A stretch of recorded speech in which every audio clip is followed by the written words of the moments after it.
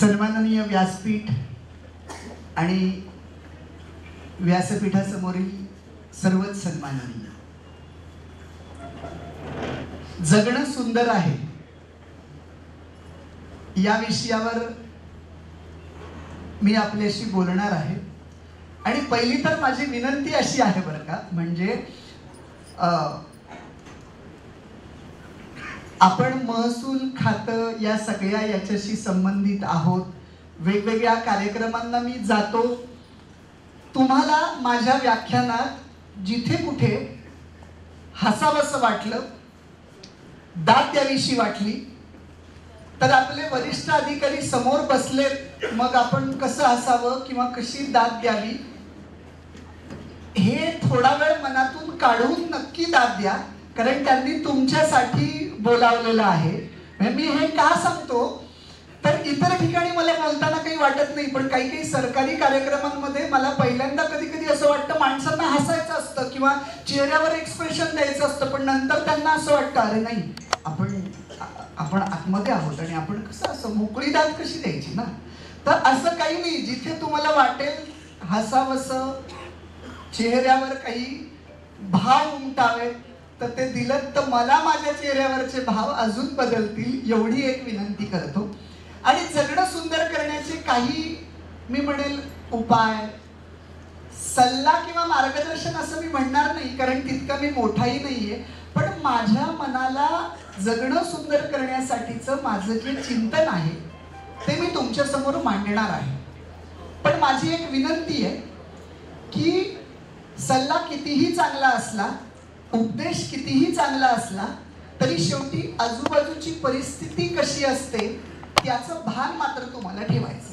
तुम्ही म्हणाल हे काय, म्हणजे हे नक्की काय, मी अगदी प्रस्तावना न लावता एका विनोदानं मी माझ्या या व्याख्यानाची नेहमी सुरुवात करतो, म्हणजे मला काय सांगायचं हे तुमच्या लक्षात येईल. तुम्हाला सगळ्यांना तो विनोद आवडेल. एक 7-8 वर्षाचा मुलगा असतो, म्हणजे साधारणतः 2री-तिसरीतला, म्हणजे आपण ज्या शाळांमध्ये शिकलो तशा हिशोबात म्हणायचं तर 2री-तिसरीतला मुलगा.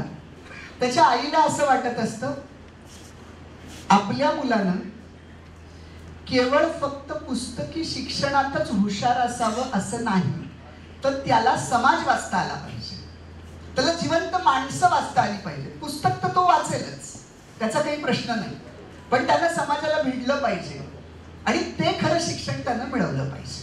मग त्याच्यासाठी काय करता येईल? पुस्तकातलं शिक्षण घरी बसून पाठ करून घेता येईल, पण समाजाचं शिक्षण द्यायचं तर प्रत्येक क्षणी आपण बरोबर नसू, त्यासाठी समाजात त्याला सोडलं पाहिजे. त्याला जायचं असतं मामाच्या गावाला. आई त्याला म्हणते बाळा उद्या मला तुझ्या बरोबर यायला जमणार नाही, मुद्दामच म्हणते बरं का, मी तुला एसटीत बसवते, 5वा स्टॉप मामाचं गाव आहे, जाशील तू एकटा. पोरगं सुटसुटीत असतं, ते 7-8 वर्षाचा मुलगा. तो म्हणतो आई तू चिंताच करू नको, तू अजिबात फिकीर करू नको, मी जातो बरोबर. रात्री आई त्याला काही शिष्टाचाराचे नियम माहिती असावेत म्हणून आई सांगते की बाळा ज्या एसटीतून तू जात असशील त्या एसटीतून प्रवास करताना तू जिथे कुठे बाकड्यावर बसलेला असशील, समजा एखादी वृद्ध व्यक्ती तुझ्याकडेला येऊन जर उभी राहिली तर बाळा तू जिथे कुठे बसलास तिथनं उठायचं आणि त्या वृद्ध व्यक्तीला बसायला जागा द्यायची, एवढं माझं ऐकशील? तो मुलगा आईला म्हणाला तू चिंताच करू नको. त्याच्या चेहऱ्यावर असा उत्साह असतो, असा रोमारोमात भिनलेला असतो. आई त्याला दुसऱ्या दिवशी एसटी मध्ये बसवते, हा आईला टाटा करतो तितक्याच उत्साहात. 2 दिवसांनी हा मामाच्या गावावरून जाऊन परत येतो. आता मात्र याचा चेहरा पडलेला असतो, उत्साह मावळलेला असतो. आईला काही कळेना काय झालं. आई त्याला विचारते काय रे काय झालं, मामा काही बोलला का? तर म्हणे नाही. मामी काही बोलली का? तर म्हणे नाही. आई विचारते मामाची मुलगी काही बोलली का? तसं जरा गालातल्या गालात लाजतो आणि म्हणतो हा तिची काय ताप लागले मला बोलायची. अरे मग मामा काही बोलला नाही, मामी काही बोलली नाही, मग असा चेहरा पाडून का बसलायस? तर म्हणतो हे बघ ते मामा मामी कोणीच मला काही बोललं नाही, त्यांचा काही प्रश्नच नाही, पण तू असं एसटीतनं जाताना सांगते ना वृद्ध व्यक्तीला जागा दे, असलं काही सांगत जाऊ नको. का रे सांगण्यानुसार मी एका आजीबाईंना बसायला जागा देत होतो, तर आजीबाईंनी माझ्या कानफडात मारली. आईला काही कळेना यानं काय प्रकार केलाय. आई म्हणते मला नीट सांग बरं काय झालं. हा आईला सांगू लागतो. आई बघ, त्या दिवशी तू मला एसटीत चढवलंस, मी एसटीत चढलो, तुला टाटा केला, एसटी निघाली, एसटी मध्ये खूप गर्दी होती, मला कुठे बसायला जागाच नव्हती. मी एका अशा बाकड्याच्या कडेला येऊन उभा राहिलो.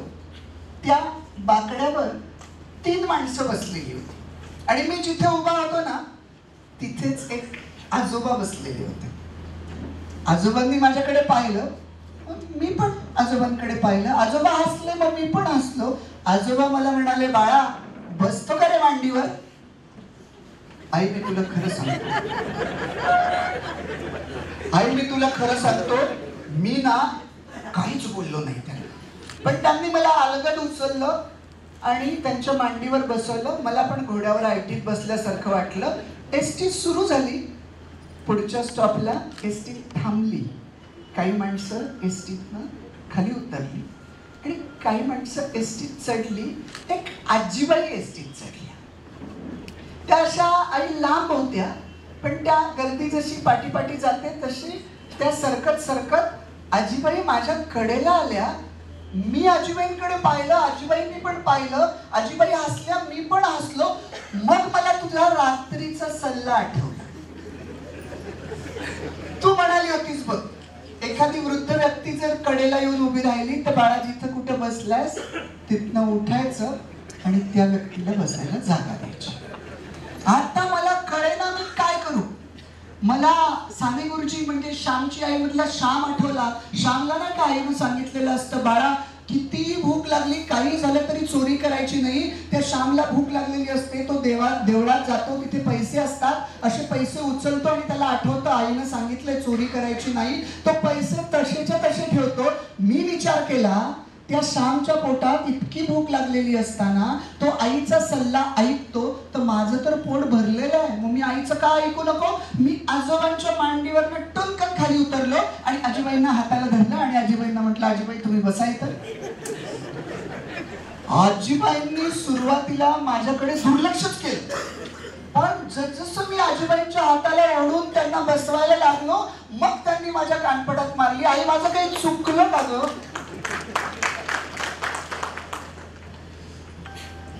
आई हे उदाहरण सुरुवातीला अशासाठी सांगितलं की जगातल्या कुणालाही असं विचारलं की एसटीतून प्रवास करताना एखाद्या वृद्ध व्यक्तीला आपण जिथे बसलोय तिथे उठून त्या वृद्ध व्यक्तीला जागा द्यायची, हा सल्ला चुकीचा आहे का, तर अजिबात चुकीचा नाही.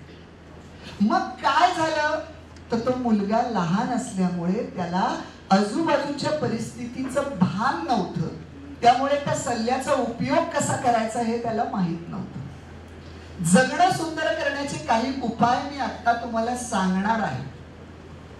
समाज जीवनामध्ये वापरणारे तुम्ही आहात. आजूबाजूची परिस्थिती कशी आहे याचं भान तुम्हाला ठेवायचंय.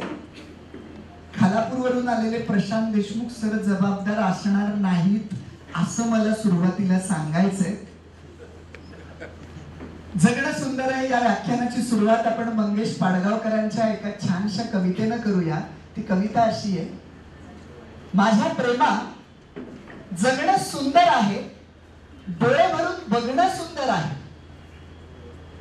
तिची हाक तळ्यावरून येते, तिची हाक तळ्यावरून येते, वाऱ्याच्या मळ्यावरून येते, थरारून ऐकणं सुंदर आहे. माझ्या प्रेमा जगणं सुंदर आहे, डोळे भरून बघणं सुंदर आहे. पहिला पाऊस आठवा बरं का. आता हल्ली पाऊस कधी पण पडतो, पण त्यावेळेस जेव्हा पहिला पडायचा,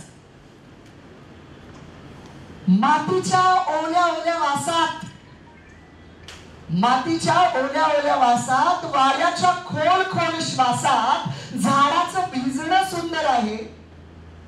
माझ्या प्रेमा जगणं सुंदर आहे, डोळे भरून बघणं सुंदर आहे. आणि शेवटचं कडवं किती अप्रतिम आहे बघा. फुलांचे वास विरून जातात, फुलांचे प्राणांचे वास विरून जातात, दिलेले श्वास सरून जातात. असण्या इतकंच नसणंही सुंदर आहे. माझ्या प्रेमात जगणं सुंदर आहे, डोळे भरून बघणं सुंदर आहे. मंडळी, असण्या इतकंच नसणं कधी सुंदर असेल हो? तुम्ही विचार करा, छत्रपती शिवाजी महाराज, जिजाऊ माँसाहेब या जेव्हा जिवंत होत्या तेव्हा त्यांचं असणं तर सुंदर होतच, पण आज लौकिक अर्थानं शरीरानं ते जरी आपल्यामध्ये नसले तरी सुद्धा त्यांचं नसणंही तितकंच सुंदर आहे. संत ज्ञानेश्वर माऊली असतील, संत तुकोबाराय असतील, संत रामदास स्वामी असतील, हे जेव्हा जिवंत होते लौकिक अर्थानं तेव्हा त्यांचं असणं सुंदर होतच. पण आज जरी ते नसले तरी ज्ञानेश्वरीच्या रूपाने असेल, दासबोधाच्या रूपाने असेल, तुकाराम गाथेच्या रूपाने असेल, त्यांचे शब्द जिवंत आहेत, त्यांचं नसणंही तितकंच सुंदर आहे. का? कारण जेव्हा त्यांचं असणं होतं तेव्हा त्या असण्याला त्यांनी त्यांच्या कर्तृत्वानं असा काही अर्थ प्राप्त करून दिला होता की त्यांचं नसणंही नंतर सुंदर झालं.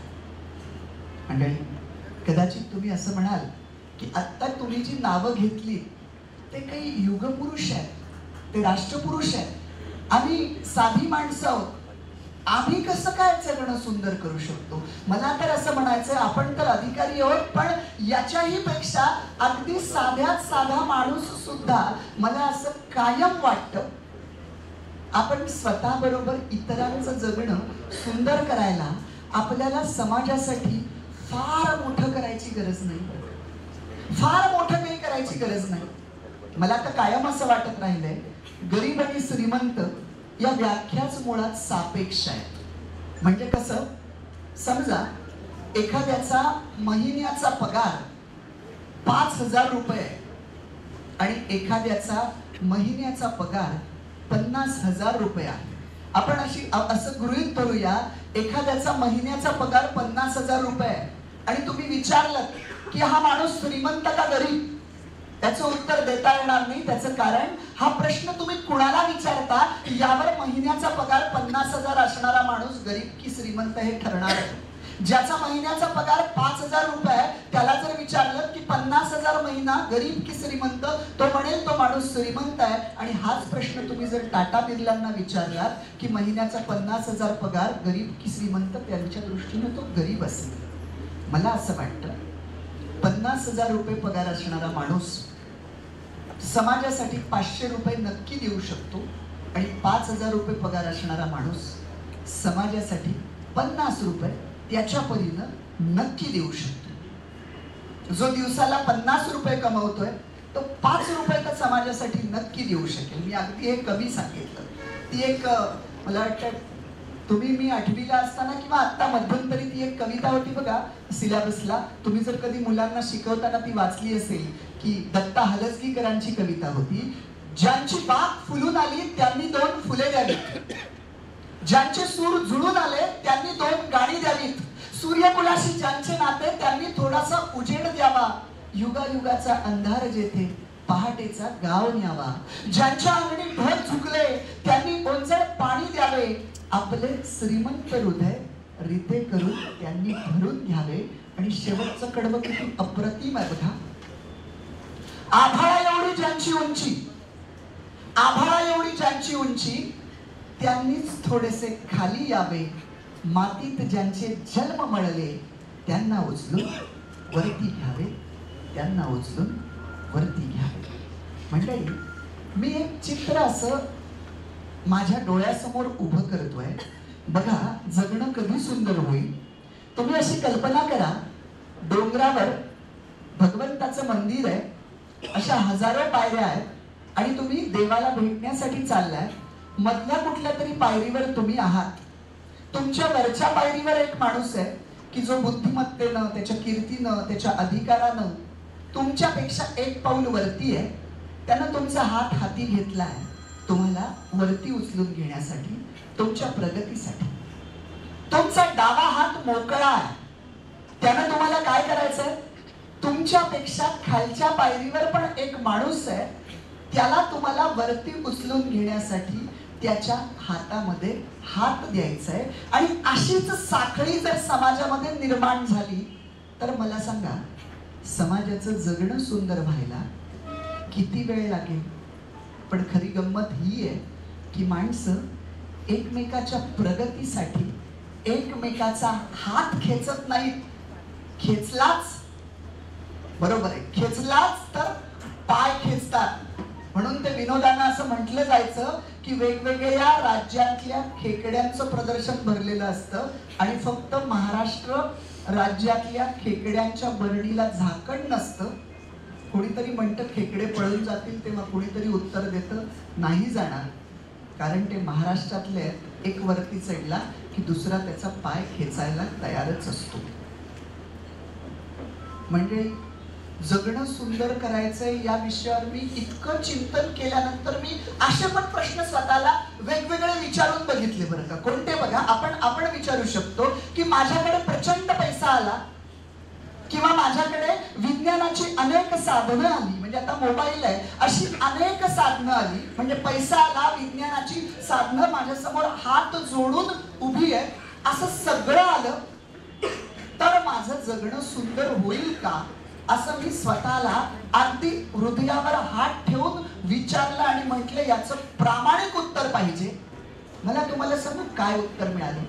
मला असं उत्तर मिळालं, जगण्यासाठी पैसा आवश्यक आहे, आपल्या गरजेपुरता पैसा नक्की असावा, नीतिमंत श्रीमंत व्हायलाही हरकत नाही, पण केवळ फक्त पैसा आणि विज्ञानाची साधनं याच्यानेच आपलं जगणं सुंदर होईल असं नाही. त्याचं कारण मी तुम्हाला सांगतो. 25-30 वर्षापूर्वी तुम्ही जर आपल्या समाज जीवनाचा आणि साधनांचा जर विचार केला, 25-30 वर्षापूर्वी, म्हणजे बघा, जेव्हा तुम्हाला सांगू साधनं म्हणजे आमच्याकडे कोणती होती, फक्त टीव्हीवर दूरदर्शन नावाचं चॅनल होतं बघा, आठवतं का? बघा, एकच चॅनल दूरदर्शन, शनिवार रविवारीच पिक्चर असायचा, एक दिवस मराठी लागायचा, एक दिवस हिंदी लागायचा. गावामध्ये कुणाकडे तरी एकाकडेच टीव्ही असायची आणि त्याच्याकडे ही प्रचंड गर्दी व्हायची. पण तुम्ही कधी याचा विचार केला?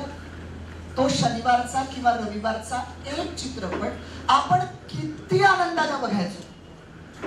साप्ताहिकी लागली की आपण कॅलेंडर घेऊन बसायचो की या आठवड्यातले कोणते कोणते कार्यक्रम आहेत ते आपण लिहून घ्यायचो की हा कार्यक्रम आम्हाला बघायचा आहे. आता 5 मिनिटानंतर आपण काय करणार आहोत याचं उत्तर आपल्याकडे नसतं, तेव्हा आपण आठवड्यात काय बघणार आहोत आणि कुठला कार्यक्रम बघायचा आहे हे आपण लिहून ठेवायचो. रविवारी अंथरुणात असतानाच हेमा मालिनी उठवायला यायची, रंगोली असायची आणि मालिका तरी आपण काय काय बघायचो.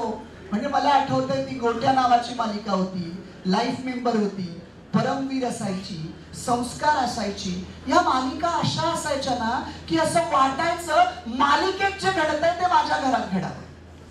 आज आम्ही हृदयावर हात ठेवून असं म्हणू शकतो ज्या मालिका पाहतो ते जे घडतंय ते माझ्या घरात घडावं? अजिबात म्हणू शकत नाही. तरी सुद्धा आम्ही कुटुंबासहित पाहत असतो. हा बघा ना, कुटुंबासहित पाहत असतो. आणि बरं तेव्हा रोज मालिका नसायची, सोमवारी लागली की तिचा पुढचा भाग पुढच्या सोमवारीच असायचा. मध्ये जाहिरात नसायची बरं का मालिका बघताना, पूर्ण मालिका आपण लक्ष ठेवून बघायचो. बरं जाहिराती पण किती दर्जेदार असायच्या. म्हणजे मला आत्ताही आठवतं ती निर्माची जाहिरात होती बघा, एक छोटी मुलगी अशी स्कर्ट, ती अशी गोल फिरायची आणि ती टोन यायची, वॉशिंग पावडर निर्मा, दूध की सफेदी, असं काहीतरी व्हायचं. मला सांगा, त्या जाहिरातीकडे बघताना, त्या मुलीकडे बघताना आपल्या घरातली ती छोटी दिदी आहे, जरी ती स्कर्ट मध्ये असली, कमी कपड्यात असली तरी आपल्या घरातली ती आहे, कुणीतरी घरातला आहे, अशी भावना असायची. आत्ताच्या जाहिराती ही कमी कपड्यातल्या असतात, फक्त भावना बदलली आहे. त्याचं कारण हे की तिथे ती जाहिरात निर्माण करण्याची भावना आणि आत्ता याच्यात बराच फरक पडलाय, कितीतरी फरक पडलाय.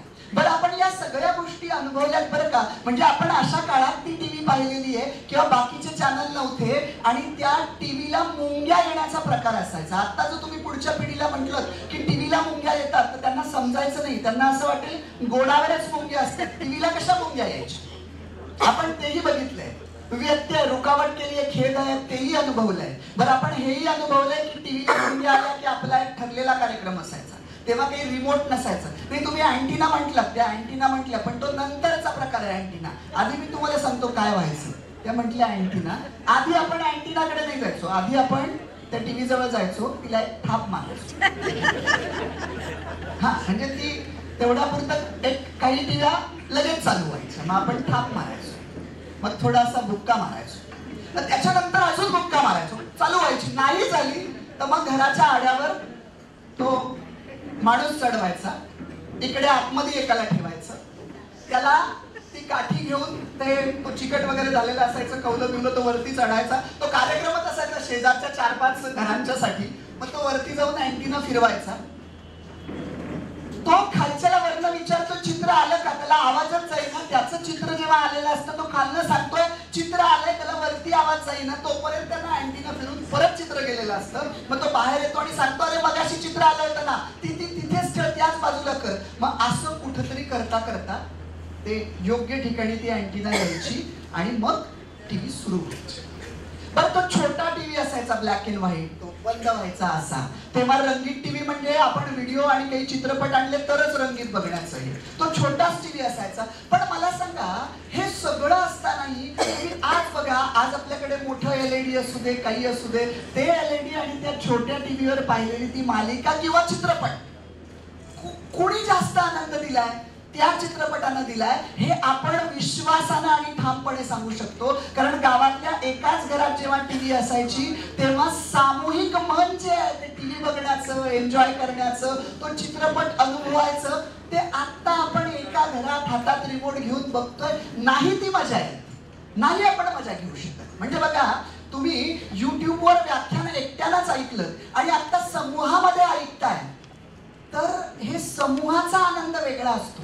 त्या आनंदाचा आपण एक भाग होऊन जातो. तो सगळा आनंद आपण तेव्हा अनुभवलाय, जरी इतकी आपल्याकडे साधनं झाली नव्हती तरी. आज तर काय, आज अनेक चॅनल्स आहेत, पण आपण स्थिर असतो का बघा. घरातच आपल्या पार्ट्या पडलेल्या असतात. आईला मालिका बघायची असते, बाबांना बातम्या ऐकायच्या असतात, मुलाचं WWF बघायचं असतं, असं सगळं चालू असतं. एखाद दिवशी आई बाबा घरातले सगळे बाहेर गेले की या मुलाला जर वाटलं आपण एखादा चित्रपट पाहावा, तरी तो स्थिरपणे पाहू शकतो का नाही. त्याचं कारण सांगतो. चित्रपट लागला की काही वेळानं जाहिरात आली की मग त्या जाहिरात पर्यंत हा दुसरं चॅनल लावतो, तिकडे परत जाहिरात आली की हा पुन्हा पहिलीकडे येतो, तर तिथं पण काहीतरी चालू असतं जाहिरात, मग परत तिसरं चॅनल. म्हणजे तो त्या 3 तासात 3 चित्रपट पाहत असतो. कशी एकाग्रता येणार? मला सांगायचं फक्त हेच होतं की जगण्याची सुंदरता ही केवळ फक्त पैशावर किंवा साधनांवर अजिबातच अवलंबून नाही. व्हॉट्सअप, फेसबुक मेसेज नसताना सुद्धा तेव्हा आपण आपल्या मित्राला घरी जाऊन शोधायचो. घरच्यांना माहीत नसायचो तो कुठं गेलाय, तर जिथं कुठं गेलाय तिथं जाऊन शोधायचो, तरीही आपली कामं व्हायची, आनंद आपण घ्यायचो. अर्थात हे टाळू शकत नाही आपण, पण मला म्हणायचं याच्या आहारी जाण्याबाबतीत आपला जगण्याचा आनंद नक्की कशात आहे? जगण्याचा आनंद या आपल्या बऱ्याचशा मनस्थितीवर आहे. या 20-22 वर्षामध्ये आपण विज्ञानाची प्रगती केली हो.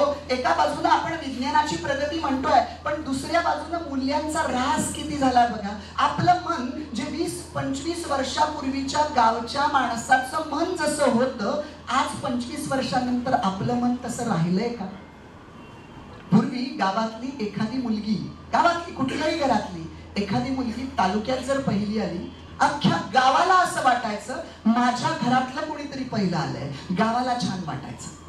आता जगातलं कोणी का प्रगती करेना, आपल्याला छान वाटतं, पण शेजारची मुलगी तुकडीत जरी पहिली आली तरी आपल्या पोटात मत्सराचा आणि भीतीचा गोळा उठायला लागतो. इतके आपण संकुचित होत चाललो. हे सगळ्या पातळीवर थोडा थोडा हा संकुचितपणा येतो. म्हणजे आत्ताच्या अवस्थेला माणूस कुठल्या अवस्थेला आलाय, का जगणं कुरूप होतोय, एक रूपक कथा सांगतो. याच्या खोलात जाऊ नका सत्यतेच्या, मतितार्थ त्यातला महत्वाचा आहे. एकदा एका माणसाला देव प्रसन्न होतो आणि तो देव त्याला सांगतो, उद्या पहाटे 5 वाजता माझ्या देवळात आल्यावर तू जे मागशील ते तुला मिळेल. हा रात्री यादीच करतो काय काय आपल्याला मागायचे, विसरायला नको म्हणून. बरं, यादी यानं स्वतःला काय पाहिजे त्याची करावी, याच्याबद्दल काहीच म्हणणं नाही, पण याची यादी खिडकीत बघून शेजाऱ्याच्या घरात त्याचा बंगला कसा आहे त्याच्यापेक्षा भारी यादी, त्याची गाडी कशी आहे त्याच्यापेक्षा भारी, असं सगळं त्याच्यापेक्षा भारी अशी यादी तयार होते. देवळात येतो देवासमोर पहाटे, देवाला देतो यादी. देव हसतो आणि फक्त एकच गोष्ट म्हणतो, हे सगळं तुला मिळेल, फक्त एकच अट आहे, तू जे मागशील ते तुला मिळणारच आहे, फक्त त्याच्या दुप्पट तुझ्या शेजाऱ्याला मिळणार आहे. आता सांग यातलं काय काय देऊ. तो अख्खी यादी घेतो, फाडून टाकतो, मनातल्या मनात म्हणतो, देवा तू माझ्याशी राजकारण केलंस, पण मी पण तूच बनवलेला माणूस आहे. देवाला एकदा परत म्हणतो, नक्की शेजाऱ्याला दुप्पट मिळेल. तो म्हणतो हो नक्की. या माणसानं काय करावं. आता या माणसानं देवाकडे जे मागितलंय ते कलियुगातला माणूस मनानं कुठल्या अवस्थेला आलाय त्याचं उत्तर आहे. तो देवाला म्हणतो, देवा मी जे मागेल मला जे मिळेल त्याच्या दुप्पट जर शेजाऱ्याला माझ्या मिळणार असेल तर मी एका डोळ्यानं आंधळा होऊ दे, माझा एक डोळा जाऊ दे. का. शेजाऱ्याला दुप्पट म्हणजे त्याला त्याचा एक डोळा गेल्याचं दुःख नाही, त्याचा आनंद कशात आहे. शेजाऱ्याला काहीच दिसत नाही याच्यात त्याचा आनंद आहे. ते मध्ये मध्ये व्हॉट्सअपला एक विनोद यायचा बघा, ते देशपांडे काका फार खुश असतात. त्यांना विचारलं जातं की तुम्ही एवढे खुश का. म्हणे जोशी काकांना लॉटरी लागलेली आहे. म्हणे त्यांना लॉटरी लागले तर तुम्ही का खुश आहात. म्हणे पुढचं ऐका, त्यांना लॉटरी लागले पण त्यांचं तिकीट हरवलंय ते सापडत नाहीये. माणूस आज अशा कोणत्या तरी अवस्थेला आलाय. म्हणजे माणसाच्या जगण्याची सुंदरता ही कशावर आहे. माणसाचं जगणं कुरूप का झालंय. कारण माणसाचा आनंद हा दुसऱ्याच्या दुःखावर अवलंबून राहायला लागलाय. मला असं वाटतं माणसाचा आनंद जेव्हा दुसऱ्याच्या आनंदावर अवलंबून राहायला लागेल तेव्हा जगणं खऱ्या अर्थानं सुंदर होईल. म्हणून जगणं सुंदर करण्याचा पहिला उपाय दुसऱ्याच्या आनंदात आनंद माना. याचा अर्थ आपण प्रगती करायचा नाही असं नाही, आपण आपली प्रगती करायची आहे. पण जो कोणी त्याची प्रगती करतोय की ज्याला आपण सहकार्य पण करत नाही, पण जो कोणी त्याची प्रगती त्याच्या हिमतीवर करतोय त्याची प्रगती झाल्यानंतर सुद्धा आपल्याला आनंद वाटला पाहिजे. हे आम्हाला मानसिकरित्या नक्की करता येऊ शकतं. याच्यासाठी पैशाची गरज नाही आणि कुठल्या साधनांची गरज नाही. याच्यासाठी एकच गोष्ट आहे, मोठं हृदय आणि मोठं मन. जगणं सुंदर करण्याचा दुसरा उपाय ना, परमेश्वरानं ना एक यंत्र जन्मजात आपल्या तोंडामध्ये दिलंय, त्याला म्हणतात जीभ. जिभेला हाड नसतं असं म्हणतात, पण पुढच्याची हाडं खिळखिळी करण्याची ताकद या जिभेमध्ये असते. किंवा इकडचा शब्द तिकडे गेला तर स्वतःची हाडं सुद्धा पुढच्याकडून खिळखिळी करून घेण्याची ताकदही या जिभेमध्ये असते. मला सांगायचं हे हो की एखाद्यानं समजा गोड बोलायला काय लागतं. ऑफिसमध्ये एखाद्यानं छान शर्ट घालून आला आणि असा तो दरवाजातनं येतोय आणि छान शर्ट घातलाय आणि लांबनच तुम्ही त्याला असं केलं, त्याला किती आनंद होईल ना. म्हणजे त्याला थोडंसं वाटेल की आज हा खडूस आपलं कौतुक कसं करतोय, इकडचं सूर्य तिकडं उगवलं का असं त्याला वाटेल. पण माणूस बदलतो, परिवर्तन होऊ शकतं असं म्हणून त्याला किती आनंद वाटलेला असेल की आपण तासभर 2 तास जो शर्ट खरेदी करण्याला वेळ घालवला, आता त्याला त्या आनंदात ठेवू द्यायचं ना, राहू द्यायचं ना. तर तो जेव्हा शब्दाच्या टप्प्यात येतो, शब्दाच्या, मगाशी त्यानं असंच केलेलं असतं, आता जेव्हा शब्दाच्या टप्प्यात आल्यानंतर याचं वाक्य असतं, शर्टच सुंदर आहे. च लावला, शर्टच म्हणजे फक्त शर्ट सुंदर आहे, आतला माणूस नाही. असा खडूसपणा करायची काही गरज होती. पण अशी माणसं असतात ना टप्प्याटप्प्यावर, गावात असतात, ऑफिसमध्ये असतात, कार्यालयामध्ये असतात. त्यांनी जोरदार टाळी वाजवले, त्यांच्या नजरेत आणि डोक्यात बरोबर माणूस भेटतात. आणि मग तुम्हाला पण माहिती, जे बाकी सहकार्याला टाळ्या देतात ना, मग त्यांनी कुठल्या माणसासाठी टाळी वाजवले. हे बाकीचे जे टाळ्या वाजवतात आणि त्यांना सपोर्ट करतात त्यांना माहिती आहे की हाच माणूस. तर हे कॉमन आहे. आम्ही कुठेही बोलताना असं होतं. मी हे का म्हणतोय व्यक्ती तितक्या प्रवृत्ती, तशी ती माणसं विखुरलेली आहेत.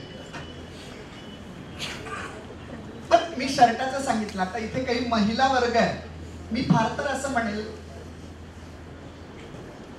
एखादीनं समजा छान साडी घातली, छान साडी निवडलेली आहे, आपल्याला साडीचं कौतुक करायला काय, पण कौतुक करेल ती मैत्रीण कसली ना, असं आता साडी हा फार सेन्सिटिव्ह विषय मी नेहमी सांगतो. म्हणजे मी तर माझंही लग्न होऊन 10 वर्ष झाली, त्यामुळे साडी खरेदी करणं हा अनुभव मला आहे आणि समस्त पुरुष वर्गाला असेल. तुम्ही गृह मंत्रालयाबरोबर गेला साडी खरेदी कर. मी तुम्हाला सांगू ना, सहनशीलतेचं जर जागतिक पारितोषिक द्यायचं म्हटलं की नोबेल वगैरे म्हणतात, तर ते कोणाला द्यायला पाहिजे माहितीये? त्या साडीच्या दुकानामध्ये तो जो पोरगा, तो जो मुलगा साड्या असं दाखवत असतो ना, त्याच्या सहनशीलतेला तर साष्टांग दंडवत हे सत्य. तुम्हालाही म्हणजे महिलांनाही टाळ्या वाजवायला हरकत नाही. म्हणजे त्याचं कारण असं आहे, तुम्हाला पटले पण मुद्दा तुमच्याबद्दल असल्यामुळे आपण कशा टाळ्या वाजवायच्या, तो मी नव्हे. तर तुम्ही चित्र बघा, तुम्हाला पटेल बघा. चित्र डोळ्यासमोर असं असतं की त्याला इतका अनुभव असतो की त्यानं बरोबर त्याच्या दुकानात येणारा गिराईक, पुढची व्यक्ती, त्याच्यानुसार त्याला बरोबर साडी निवडून त्या मुलांना अशी समोर ठेवलेली असते. ताईंचं लक्ष या साडीकडे नसतं. ताईंचं लक्ष ताईंची आलेली मैत्रीण कोणती साडी निवडते याच्याकडे जास्त असतं बरं का. आणि त्याच्यामुळे आपलं तो सांगत असतो त्याचं नेहमीप्रमाणे, या साडीचा काठपदर असा आहे, छान आहे, तुम्हाला शोभून दिसेल. ताई म्हणतात दुसरी, तिसरी. त्याला पहिल्या 5 मिनिटात अंदाज येतो हे प्रकरण. त्याला एवढा अनुभव असल्यामुळे त्याला कळतं की आपण आता इथे काही डोकं लावायचं नाही, आपल्याला जे जे सांगितलंय ते आपण करायचं. एक 1.5-2 तासामध्ये असा साड्यांचा ढीग तयार होऊन जातो. आणि त्या 2 तासानंतर ताई साडी पसंत करतात, ताई साडी निवडतात. कुठली माहिती आहे? हा पुरावा बघा. म्हणजे असं नाहीये की मी काही आरोप करतोय किंवा मी काही बोलतोय. एवढं सगळं झाल्यानंतर साडी निवडली जाते पहिलीच. मग एवढं हे सगळं मनाच्या समाधानासाठी. तर मला पुढचा मुद्दा सांगायचा की एवढ्या सगळ्या अथक प्रयत्नानं समजा साडी निवडली आणि ती कार्यालयात आपण घालून गेल्यानंतर आपल्या मैत्रिणीने जर म्हटलं की वाह काय साडी आहे, तर किती छान वाटेल ना. पण मी म्हटलं तसं कौतुक करेल ती मैत्रीण कसली. मैत्रीण म्हणते साडी छान आहे, पण काठपदराचा रंग जरा अजून गडद असता तर चांगली दिसली. पण मी खरं सांगू तिच्या मनात काय असतं, तिच्या मनात चाललेलं असतं साडी चांगलीच आहे, पण ही तुझ्या अंगावर असण्यापेक्षा माझ्या अंगावर असती तर अधिक चांगली दिसली असती. मला सांगायचं आहे की आम्हा घरी धन शब्दांचीच रत्न असं म्हटलेलं आहे. शब्द गोड वापरायला काय हरकत आहे. मग अशी निवेदकांनी माझा परिचय करून देताना सांगितलं की G24 तासला माझा पासवर्ड आनंदाचा म्हणून कार्यक्रम लागायचा. तुम्ही सगळे माणसांशी संबंध तुमचा येतो, त्यामुळे मी आवर्जून तुम्हाला सांगतोय, मी 6 वाक्य सांगणार आहे आणि ते 6 पासवर्ड आहेत असं समजा. कशासाठी?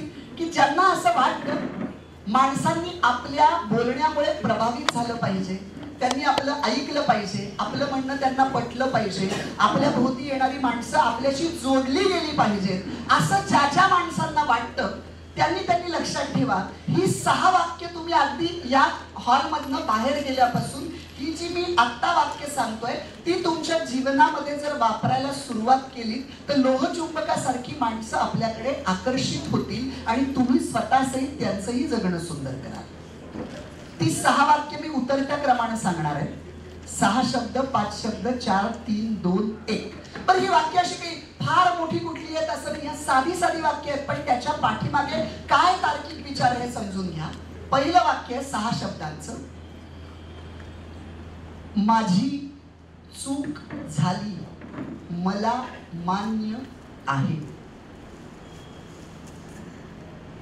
माणसं स्वतःची चूकच मान्य करत नसतात. 2 माणसं जेव्हा भांडत असतात ना, कारण एकदम साधं असतं, फक्त भांडण का चालू असतं कारण दोघांपैकी कुणीही माझी चूक झाली मला मान्य आहे हे वाक्य जर उच्चारलं तर भांडण तिथंच मिटेल, पण उच्चारायला कोणी तयार नसतं. तुम्हाला हे बाजारात हमेशा दिसत असेल बघा, एकाच्या गाडीला दुसरीची गाडी घासली जाते आणि मग तो दोघांचा आवाज चढलेला असतो. त्यात एक मानसिकता आहे बरं का, तुम्हालाही करता येईल.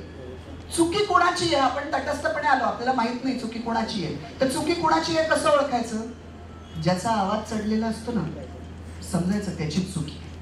पण हाच प्रयोग जर आपण केला, आपण समजा गाडी चालवतोय आणि एखाद्याच्या गाडीला आपली गाडी अगदी थोडीशी घासली आणि तो तावातावाने असा भांडायला आलाय, त्याच्या भांडणाच्या मूडमध्येच तो आहे, घरून कदाचित रागावून आला असेल, तो आता भांडणार आहे. आपण काच खाली करून हात जोडून एवढंच म्हटलं, भाऊ माझी चूक झाली मला मान्य आहे, नवीन गाडी चालवायला शिकतोय.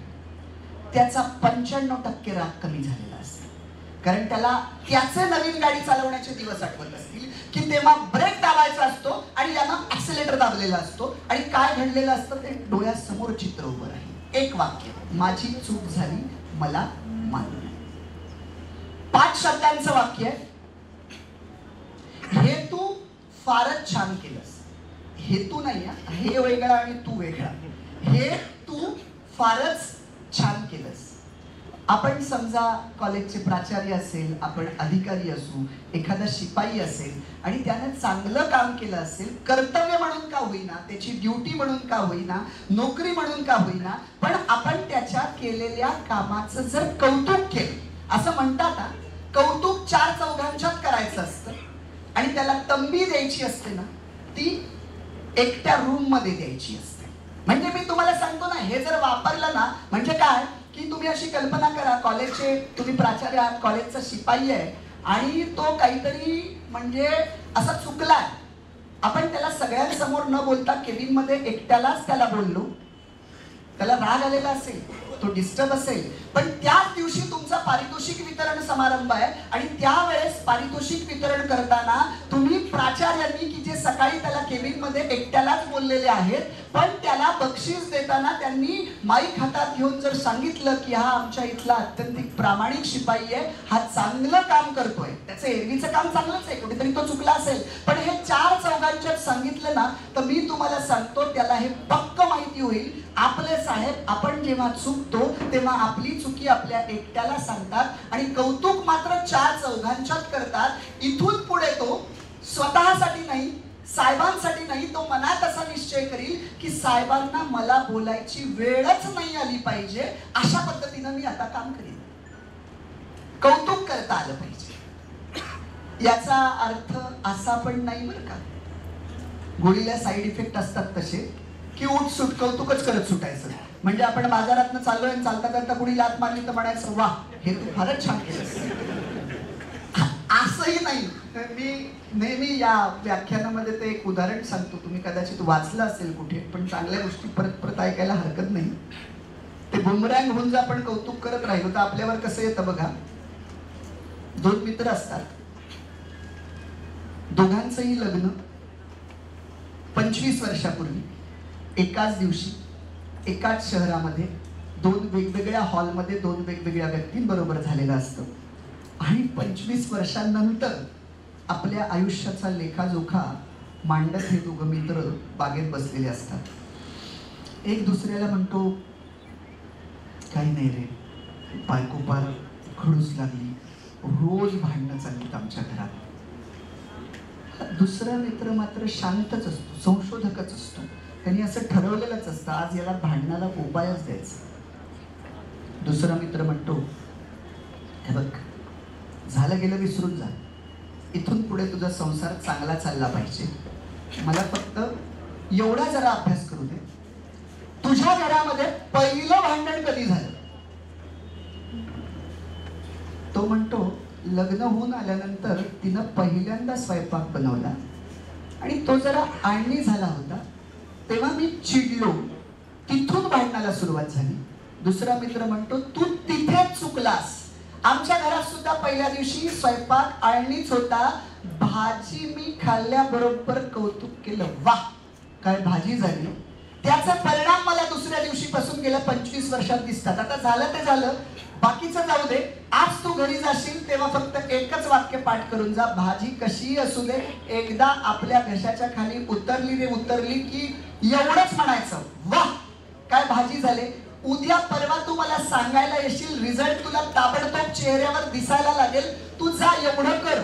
या पठ्यानं कधी वक्तृत्व स्पर्धेत भाग घेतलेला नसतो, एकही वाक्य पाठ केलेलं नसतं. हा रस्त्यावरून येताना म्हणजे फुटपाथवर त्या रस्त्यावरून कडेनं येताना असा चालत येतोय, समोरनं कोणी माणसं आली, याला समांतर कोणी आलं की हा आपली रिहर्सल करायचा, वाह काय भाजी झाली, तो दचकायचा बरं कडेचा माणूस. म्हणजे असं पुढे 3-4 माणसांना दचकवून रस्त्यात हा घरी येतो. संध्याकाळी रात्री मांजरासारखा दरवाजा उघडतो, आतमध्ये येतो, हातपाय धुवून बायकोनं पाठ केलेलं असतं, पुढं ताट वाढलेलं असतं, हा पाठावर बसतो. गेल्या 25 वर्षात बायकोच्या नजरेला नजर देण्याची पहिलं 1 वर्ष सोडलं तर उरलेले 24 वर्ष हिंमत झालेली नसते. तरी पण आज प्रयत्न करतो, मनातल्या मनात भीमरूपी महारुद्रा असं सगळं म्हणून घेतो. आणि बायको याच्याकडे बघून ताट केलेलं आहे समोर, म्हणते हा गिळा आता. हा मनाची तयारी करतो सगळी, आता घोडं मैदान जवळ आहे, आपली रिहर्सल एकदा झाली पाहिजे, पण आपण जर वाक्य बाहेर काढलं तर असं होईल हे ठरवून केलंय. म्हणून तो वाक्य आतमध्येच मनातल्या मनात फक्त हात असे करतो आणि वाक्य मनातल्या मनात बोलतो, वाह काय भाजी झाली. तर बायकोला कळेना सायलेंट वर मोबाईल आहे की काय, म्हणजे हात तर असा होतोय, हा काय प्रकार चाललाय. बायको एकदा दम देते, काय झालं, नाही म्हणे तुला काही कळायचं नाही, माझं माझं चाललंय.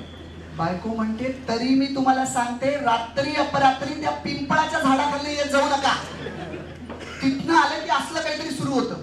हा आपला याच्याच संगीत असतो, कारण याला याची मोहीम फत्ते करायची असते. बरं गंमत कशी आहे, भाजी भाकरी आतमध्ये गेल्याशिवाय वाक्य उच्चारता येणार नाही. म्हणून हा भाजीचा भाकरीचा घास घेतो आणि नेमकं ते बघा, डॉक्टरांची गोळी आपण जिभेवर ठेवतो आणि ती आवडत नसते, कडू असते आणि 4-5 वेळा पाणी प्यायलं तरी पाणी आतमध्ये आणि गोळी जिभेवरच. तसं याचं काहीतरी 4-5 वेळा पाणी पिऊन होतं. पण भाकरी आणि भाजी, पण शेवटी अथक प्रयत्नानं जेव्हा भाजीचा घास भाकरीचा आतमध्ये जातो तेव्हा हा मोठ्या आत्मविश्वासानं बायकोकडे बघून वाक्य उच्चारतोच, वाह काय भाजी झाली आहे. आणि आता नजर त्याची चेहऱ्यावर आहे बायकोच्या, की आता परिणाम दिसेल, बघा काय झालंय. पाठ केलं होतं, समोर ताट आहे, यानं वाक्य उच्चारलेलं आहे, बायकोच्या चेहऱ्याकडे पाहतोय, बायको हातात भाजीचं पातेलं घेऊन अशी उभी आहे आणि याचं वाक्य जसं उच्चारलं जातं की वाह काय भाजी झाले, तसं बायकोचा चेहरा बदलतो. पण याला जे भाव पाहिजेत बरोबर त्याच्या विरुद्ध झालेले असतात. लालबुंद बायकोचा चेहरा झालाय आणि भाजीचं पातेलं तो दानकन बायको खाली आपटते. आणि बायकोचं पुढचं वाक्य आहे, लग्नाला 25 वर्ष झाली, रोज रोज बरं का रोज स्वतःच्या हातानं भाजी करून जेवायला वाढलं, पण एकही दिवस माझं कौतुक केलं नाही, एकही दिवस कौतुक नाही केलं.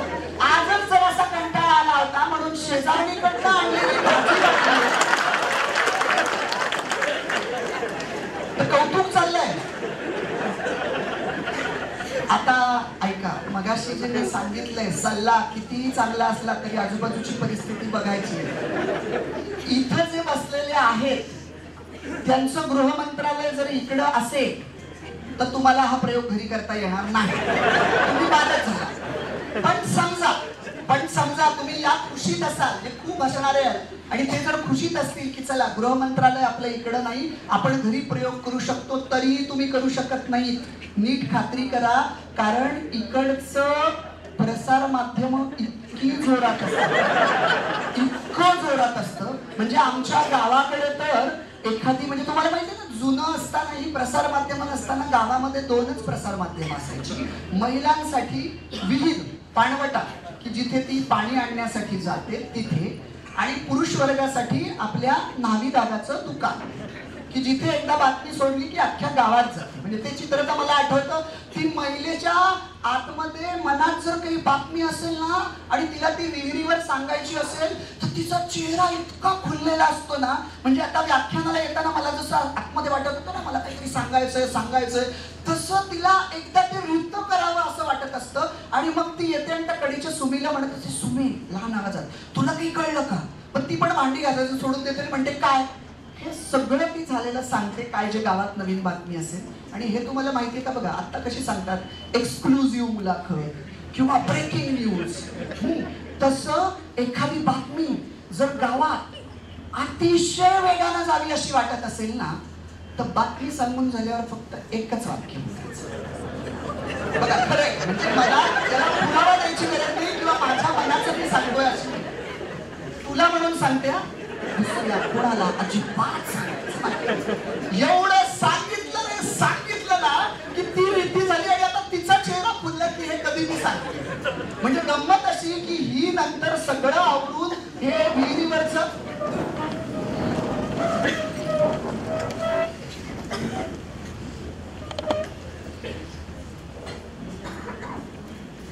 साहेबांचं आपण एकदा जोरदार टाळ्या वाजवून स्वागत करूया.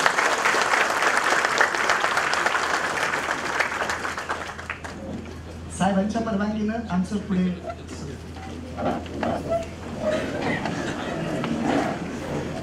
तर आपण कुठपर्यंत आलो होतो? विहिरीपर्यंत. कुणाला सांगू नको, कुणाला सांगू नको असं म्हणत ती जेव्हा घरी येते तेव्हा घरातली शेजारी जी कोणी व्यक्ती असते, तिची मैत्रीण, ती तिच्या कानामध्ये हीच बातमी सांगते आणि वरती म्हणते तुला म्हणून सांगते, दुसऱ्या कोणाला सांगू नको.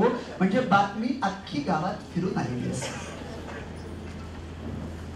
4 शब्दांचा मंत्र आहे, तुझं मत काय आहे.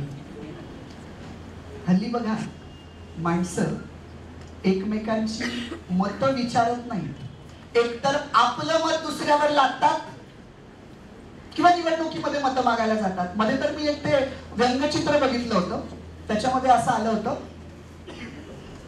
की ती बायको म्हणते, हल्ली आमच्या यांना निवडणुकीला उभं राहिल्यापासून प्रचाराला जातात तेव्हापासून काय झाले कुणास ठाऊक, घरी आले की मला पण नमस्कार करत असतात. तुझं मत काय? आपल्या सहकार्यांची मतं आपण विचारात घेतली पाहिजेत. बघा अफजल खान जेव्हा विजापुरातनं निघाला होता आणि बहिर्जी नायकांनी राजांना राजगडावर जेव्हा वर्दी दिली की खान येतोय, तेव्हा राजांनी काय केलं? येसाजी, नेताजी, तानाजी, बाजी, रामजी या सगळ्यांना एकत्र केलं आणि विचारलं, बोला तुमचं काय मत आहे? खानाबरोबर सलाह करावा की खानाबरोबर लढावं? मी तुम्हाला सांगतो त्यावेळेस सगळ्यांनी सांगितलं होतं, कारण तेव्हा स्वराज्याची ताकद कमी होती. जर तुलना करायला गेली तर अफजल खान इतक्या ताकदीचा होता, त्याच्या नावाचा इतका दरारा होता. आता त्याला मारलं हा नंतरचा इतिहास, पण त्याच्या अगोदर त्याचा दरारा इतका होता की आदिलशहाला जितकं घाबरत नव्हते तेवढं त्यांचा सेनापती खान चालून येतोय असं कळल्यावर राजे महाराजे हात बांधून त्याच्या समोर यायचे. अशा लिखित नोंदी आहेत. आणि राजे विचारतात आपल्या सहकार्यांना की काय करावं, सलाह करावा की लढावं? तुम्हाला सांगतो सगळेजण सांगतात की आपली ताकद कमी आहे, आपण सलाह करावा. राजांनी तर मनात ठरवलेलं असतं खान कपटी आहे, याच्याशी सलाह करायला गेलो तर हा आपल्याला नक्की मारणार, मग युद्धात लढून जे काही होईल ते होईल, इथे शक्यता जिंकण्याची जास्त आहे. पण माझे सहकारी जर मनानं खचलेले आहे, युद्ध पहिल्यांदा मनात जिंकली जातात आणि मग ती रणात जिंकली जातात हे राजांना माहिती होतं. आणि राजांना हे कळत होतं की माझे सहकारी मनानं खचले तर खानाचं काही नाही हो, खानाचा कोतळा मी बाहेर काढेल, पण त्यानं आणलेल्या सैन्याबरोबर माझ्या सहकाऱ्यांना लढायचं आहे आणि तेच जर मनानं खचले तर मग आपण युद्ध कसं जिंकणार? राजे त्या दिवशी काहीच बोलत नाही, आपल्या छावणीत येतात आपल्या आणि विचार करतात की काय करायचं. बघा श्रद्धांचा वापर सुद्धा समाजाच्या हितासाठी कसा करता येऊ शकेल याचं एक ज्वलंत उदाहरण मी तुम्हाला पुढे सांगतोय की राजे विचार करतात माझ्या सहकार्यांचं मन मी कसं बदलणार, त्यांना मी कसं पटवून देणार की आपली ताकद आपण जिंकू शकतो. हे मला कसं सांगता येईल, कारण मी तोंडी सांगितलं तरी त्यांना दिसतंय की खानाची ताकद प्रचंड आहे, मग मी कसं पटवून देणार? राजे विचार करतायत आणि राजांना काहीतरी सुचतं, त्यांच्या प्रतिभेनं त्यांना उत्तर दिलेलं असतं आणि हा प्रयोग सकाळी करायचा असं मनात ठरवून ते झोपी जातात. पहाटे उठतात आणि पहाटेच मासाहेब, जिजाऊ, येसाजी, नेताजी, तानाजी, बाजी, रामजी या सगळ्यांना बोलावलं जातं पहाटेच. त्या बाकीच्यांना कळेना की पहाटेच का बोलावलंय. राजांचा चेहरा प्रसन्न असतो, चेहऱ्यावर आत्मविश्वास असतो आणि त्या आत्मविश्वासानं राजे बोलते होतात आपल्या सहकार्यांशी. काय बोलतात? बोलतात, गड्यांनो, आज आपली फत्ते झाली. आपण खानाला नेस्तनाबूत करतोय. भवानी माता माझ्या स्वप्नात आली आणि तिनं मला सांगितलं, बाळा चिंता करू नकोस, तुझ्या तलवारीमध्ये मी शिरते आणि तुझ्या तलवारी करवी, तुझ्या तलवारीत शिरून खानाला मी मारविते. बाळा चिंता करू नकोस. गड्यांनो, आज आपली फत्ते झाली. भवानी मातेचा आशीर्वाद आपल्याला मिळाला. आपण नक्की जिंकणार. मंडळी, ही बातमी सूर्योदय व्हायच्या आत अख्ख्या गडावर पोहोचते आणि सूर्यास्त व्हायच्या आत अख्ख्या मराठी मुलखात पसरते की आमच्या राजांना भवानी माता प्रसन्न आहे.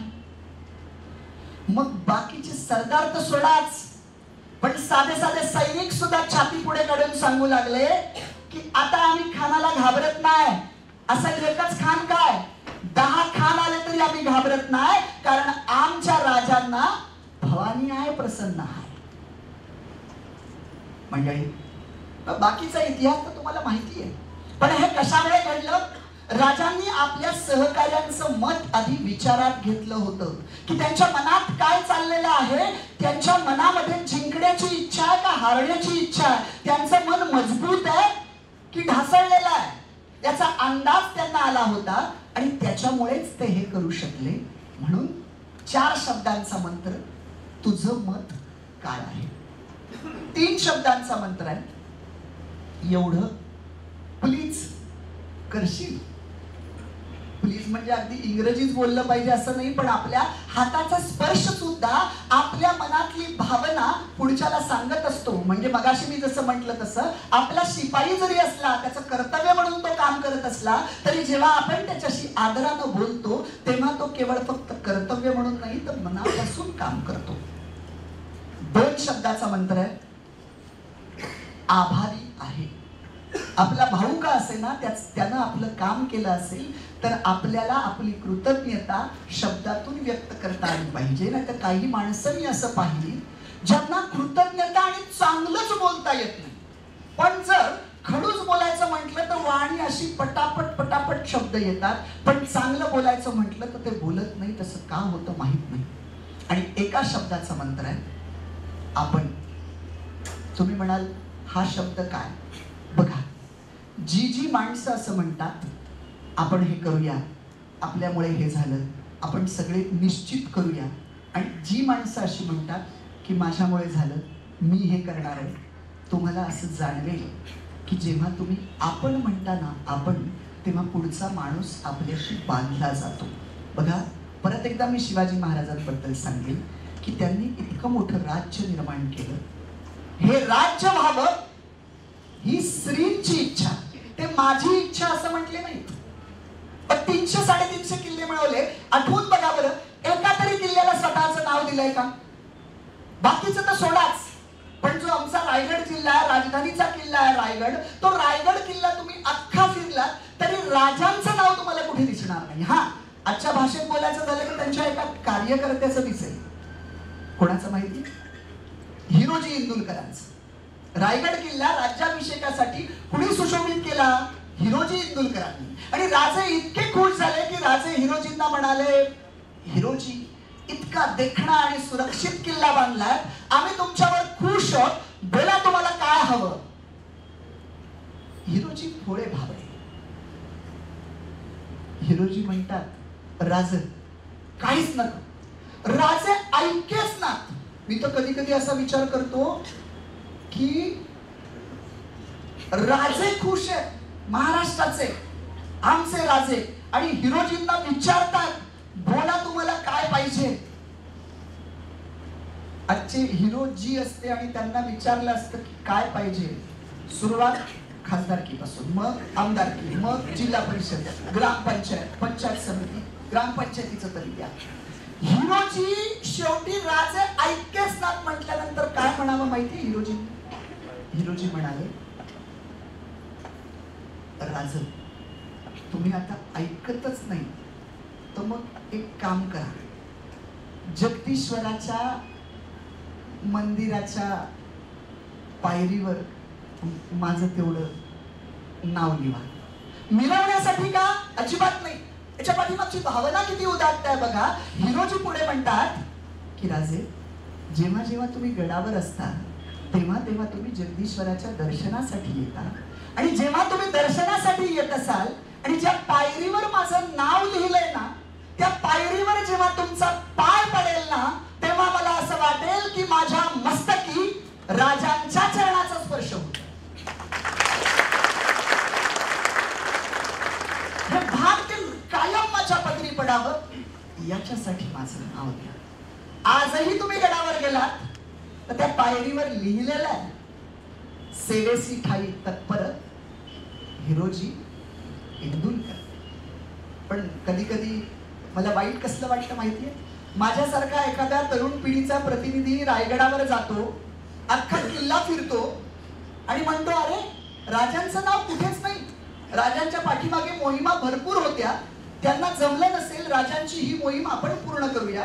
खिशातनं पांढरा खडू नेलेलाच असतो. परत विचार करतो, राजांचं नाव उभ्या जगाला माहितीये, आपलंच नाव कुणाला माहिती नाही. आणि मग तुम्हाला सांगतो, एखादा काळाकुट्ट दगड पाहिला ना की या पठ्ठ्याच्या आतला चित्रकार जागृत होतो आणि याच्या प्रतिमेला धुमारे फुटायला लागतात. आणि मग आजूबाजूला कुणी नाही असं पाहून हळूच कुंचल्यातनं चित्र साकारलं जातं बदामाच्या आकाराचं. आणि मग आतमध्ये स्वतःचं आणि स्वतःच्या स्वप्नातल्या राणीचं, की जी याच्याकडे कधी ढुंकूनही पाहत नसते, त्या दोघांचं नाव लिहिलं जातं. आणि खाली उतरून स्वतःच्या कार्यकर्तृत्वाकडे अशा काही अभिमानी नजरेनं हा पाहत असतो ना, की त्यावेळेस जर त्याच्या चेहऱ्यावरचे भाव टिपले असते ना, तर मी तुम्हाला सांगतो, शहाजहाननं मुमताजसाठी ताजमहाल बांधल्यानंतर त्याला जितका अभिमान वाटत नसेल ना, त्याच्याही दसपट अभिमान याला वाटत असतो. याला असं वाटत असतं जणू रायगड किल्ला आपणच बांधलाय आणि आत्ताच आपल्या हस्ते फीस कापली. मंडळी, विनोदाचा भाग सोडा, पण गडकोट किल्ले कशासाठी येतो? गडकोट किल्ले म्हणजे आमच्या बापदाद्यांच्या पराक्रमाची साक्ष आहेत.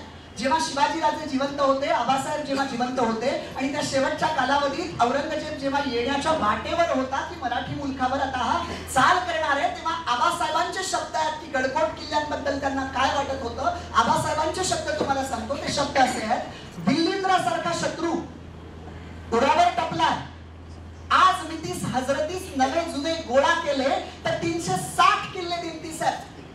बघा वाक्य काय, दिल्लींद्रासारखा शत्रू उरावर टपलाय, आज मितीस हजरतीस नवे जुने गोळा केले तर 360 किल्ले दिमतीस आहेत. माझा एक किल्ला वर्ष लढला तरी औरंग्याला इथलं स्वराज्य घ्यायला 360 वर्ष लागतील, आणि तितका तो जगला पाहिजे.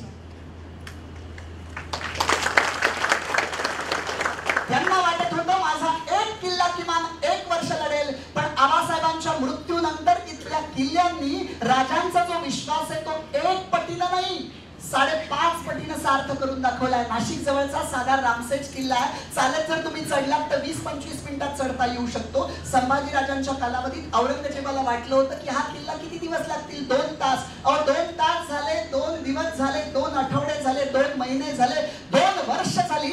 शेवटी 5.5 वर्षानंतर तो फितुरीनं किल्ला मिळवलाय. म्हणजे राजांना वाटत होतं की माझा एक किल्ला किमान 1 वर्ष लढेल. रामसेजने दाखवून दिलं की मी 5.5 वर्ष लढलोय. तो तर उघड्यावरचा साधा किल्ला आहे. मग त्या औरंगजेबानं सिंहगड, तोरणा, रायगड, पुरंदर यांच्याकडे कधी बघावं?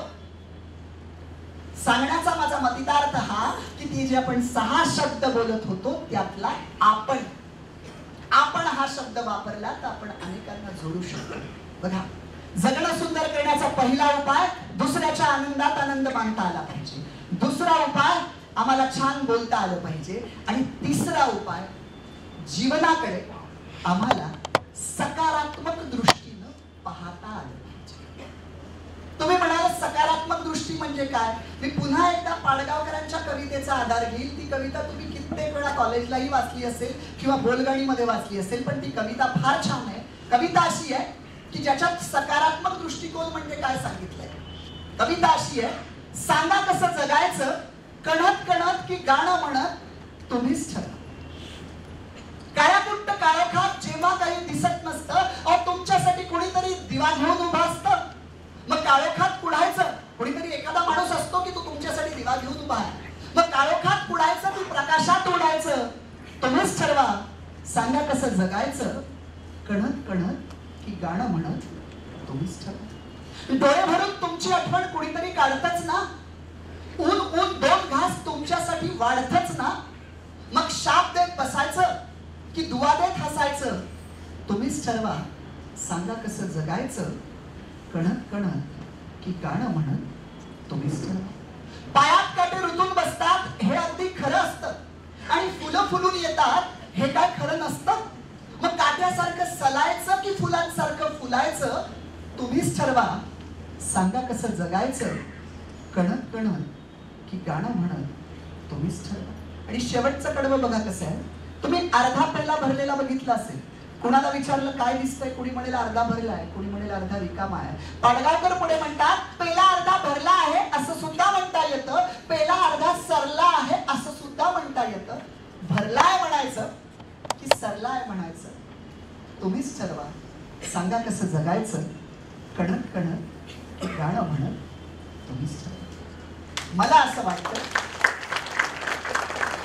तुमच्या टाळ्या आदरानं स्वीकारून मी सांगतोय, मला असं वाटतं गाणं म्हणत आपल्याला जगता आलं पाहिजे. बघा, माणूस जेव्हा असं गाणं म्हणत असतं की नाही, गाणं गुणगुणतो म्हणतो, तेव्हा समजायचं की हा माणूस खूप आनंदी आहे. हा, अर्थात मला ते आम्ही कॉलेजला सांगायचो ते आठवलं. कधी कधी माणसांची गाणं म्हणण्याची कारणं पण वेगळी असतात. म्हणजे मी अगदी सहज सांगेल, तुमच्या चेहऱ्यावर हसू यावं म्हणून. एकदा कॉलेजला एक गेस्ट आलेले असतात, पण गेस्टचं जे वॉशरूम असतं किंवा बाथरूमची जागा असते, तिचं काहीतरी काम निघालंय म्हणून त्या गेस्टना मुलांच्या हॉस्टेलमध्ये आणलेलं असतं, तिथल्या बाथरूममध्ये. आणि ते गेस्ट बाहेर थांबलेत आणि आतमध्ये कोणीतरी गात असतो. पण त्याचा आवाज काही फार चांगला नसतो तरी गात असतो. ते गेस्ट कडेच्या मुलाला विचारतात, सो आतमध्ये मी मगाशी 2 मुलं गेलेली पाहिजे, जो जाईल तो गातोय, काय प्रकार काय बरं, आवाज पण इतका काही चांगला नाही, का गातोय? तो कडेचा मुलगा काही उत्तर देत नाही. त्यांना म्हणतो, तुम्ही पण गेल्यावर गाणार. इतक्या विश्वासाला म्हणतो की ते गेस्ट म्हणतात, अरे मी गाणार आहे, तू काय सांगतो? नाही मी गाणार. तो म्हणतो गाणार. हा म्हणतो, अरे मी सांगतो ना नाही गाणार. म्हणे घोडं मैदान जवळ आहे, जा. गेस्ट आतमध्ये जातात. अर्ध्या मिनिटात गाण्याचा आवाज. माहितीये तुम्हाला का गाणं? कारण त्या बाथरूमला कडी नसते, त्यामुळे आतमध्ये कळलं पाहिजे ना माणूस नाही. काय होतं दरवाजा. गमतीनं मी हे म्हटलं की गाणं म्हणण्याची वेगवेगळी कारणं आहेत. आणि त्या सकारात्मकतेच्या जोडीला काय पाहिजे माहितीये? श्रद्धा पाहिजे. सकारात्मकता पुस्तक वाचून येत नाही. सकारात्मकता जीवनाचं बारकाईनं निरीक्षण पाहिजे आणि श्रद्धा असायला हवी. दादा दादा एक एक एक दादा एक फक्त पाणी अगदी थोडक्यात मी संपवतोय. हा, मग नंतर आपण देऊया, म्हणजे थोडीशी जी समरसता आहे ती भंग पावणार नाही. अगदी थोड्या वेळात मी हे करतोय. मला असं वाटतं, जीवनातली जर सकारात्मकता आपली वाढवायची असेल तर नुसतं सकारात्मक दृष्टीने पहा पहा असं म्हणून होणार नाही. त्यासाठी आपल्या श्रद्धा बळकट पाहिजे. तो जीवनामध्ये तीच माणसं यशस्वी होतात ज्यांच्या श्रद्धा बळकट असतात. संकट किती काही येईनात आणि त्या श्रद्धा पक्क्या पाहिजेत. त्या अशा डळमळीत होणारा नाही पाहिजे. एक पुन्हा एकदा रूपक कथा म्हणून सांगेल. त्या विज्ञानानं या कथेकडे नका बघू, मला त्यातला मतितार्थ द्यायचा आहे. पंढरपूरच्या विठ्ठलाच्या मंदिरात गोकुळ नावाचा एक भक्त असतो. रूपक कथा म्हणून सांगतो. गोकुळ नावाचा एक भक्त असतो. असं म्हणायचं की तो साक्षात विठ्ठलाशी बोलायचा, पांडुरंगाशी बोलायचा.